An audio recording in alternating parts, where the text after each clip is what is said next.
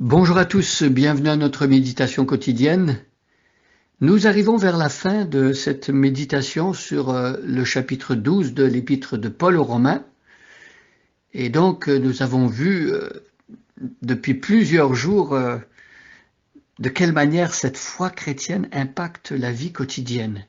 Comment le fait de croire en Jésus, de placer sa confiance en sa mort et sa résurrection pour notre salut, comment ça va affecter et transformer notre vie de tous les jours. Alors, je vais regarder le chapitre 12 avec vous à partir des versets 3 et je lirai aujourd'hui jusqu'au verset 15. Dans notre chapitre, on a 21 versets, donc nous arrivons allègrement vers la fin du verset, la fin du chapitre plutôt. Donc permettez-moi de lire maintenant le verset 3. Prenez votre Bible avec moi et suivez attentivement. Nous écoutons la parole du Seigneur. En vertu de la grâce que Dieu m'a faite, voici ce que je dis à chacun d'entre vous. N'allez pas au-delà de ce à quoi vous devez prétendre. Tendez au contraire à une sage appréciation de vous-même, chacun selon la part que Dieu lui a confiée. Chacun de nous a, dans un seul corps, de nombreux organes, mais ces organes n'ont pas la même fonction. De même, alors que nous sommes nombreux, nous formons ensemble un seul corps par notre union avec Christ, et nous sommes tous, et chacun pour sa part, membres les uns des autres. Et nous avons des dons de la grâce différents que dans sa bonté Dieu nous a accordés. Pour l'un, c'est la prophétie, qu'il exerce cette activité conformément à notre foi commune. Pour un autre, c'est le service, qu'il se consacre à ce service. Que celui qui a reçu un ministère d'enseignement enseigne. Que celui qui a reçu un ministère d'encouragement encourage. Que celui qui donne le fasse sans arrière-pensée. Que celui qui dirige le fasse avec sérieux. Que celui qui secourt les malheureux le fasse avec joie. Que votre amour soit sincère.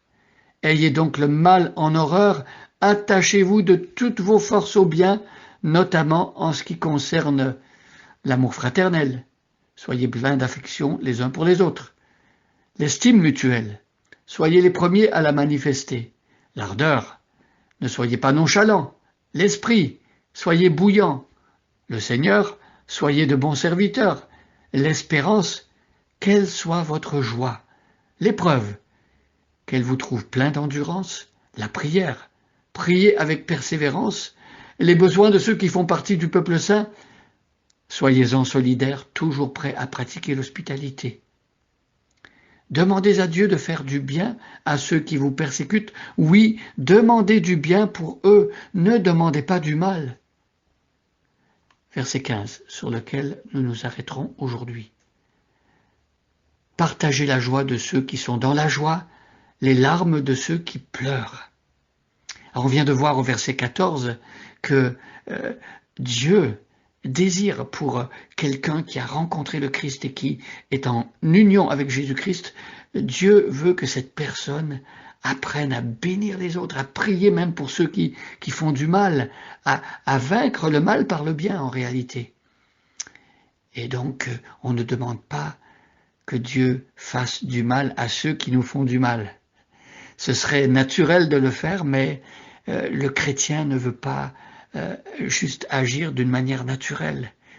La vie chrétienne, elle est surnaturelle. Et ce que Jésus nous propose par la puissance du Saint-Esprit qu'il a mis en nous, c'est de vivre une vie qui ne ressemble pas à celle qu'un homme vivrait naturellement.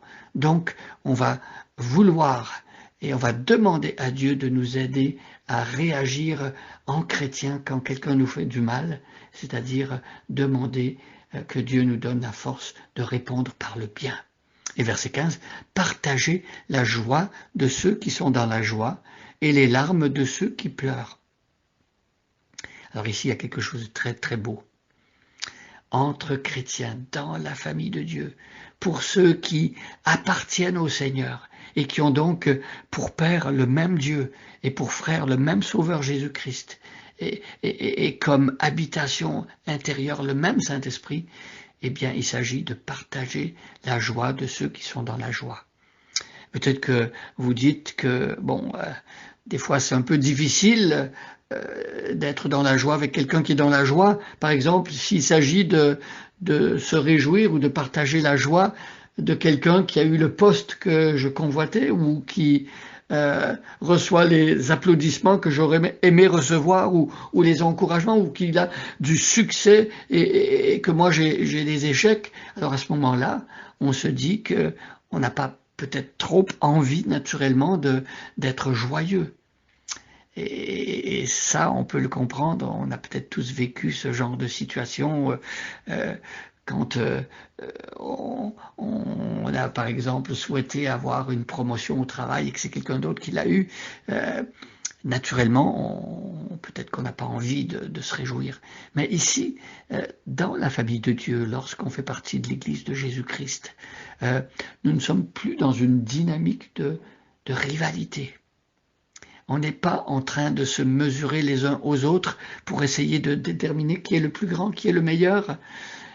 On est plutôt ensemble, soumis au même Père, au même Sauveur, au même Saint-Esprit, et donc on partage tout ensemble. Comme un corps humain partage le même sang qui coule dans les veines de chacun des membres, nous partageons également une vie commune ensemble avec Christ et un sort commun, la vie éternelle. Et donc, si il y a une victoire à l'intérieur du corps de Christ, et si un membre vit quelque chose de joyeux et d'heureux, eh bien, nous faisons partie de ce corps. Nous sommes partie prenante, nous sommes membres les uns des autres, et donc la joie est pour nous aussi.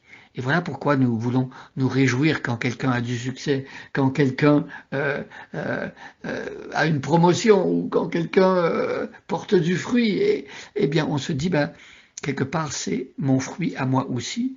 Et de toute façon, au-delà d'être le fruit de mon frère ou le fruit d'un autre frère, c'est le fruit de la puissance de Dieu en nous, de Jésus-Christ et de l'Église de Jésus-Christ que l'on partage ensemble parce que nous sommes solidaires les uns des autres. Donc apprenons à nous réjouir avec ceux qui se réjouissent. Si on a de la difficulté à faire ça, demandons à Dieu de nous apprendre à faire cela, à laisser de côté la jalousie ou l'envie ou la rivalité et plutôt apprendre à se réjouir avec ceux qui se réjouissent et pleurer avec ceux qui pleurent, par compassion, parce que l'on aime son frère, sa sœur.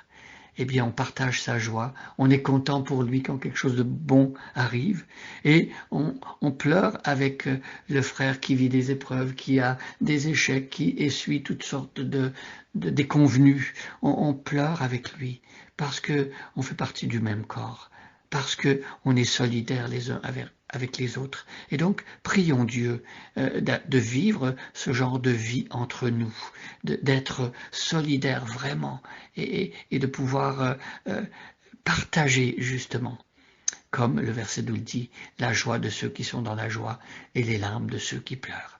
Bonne journée à chacun et à chacune et soyez bénis.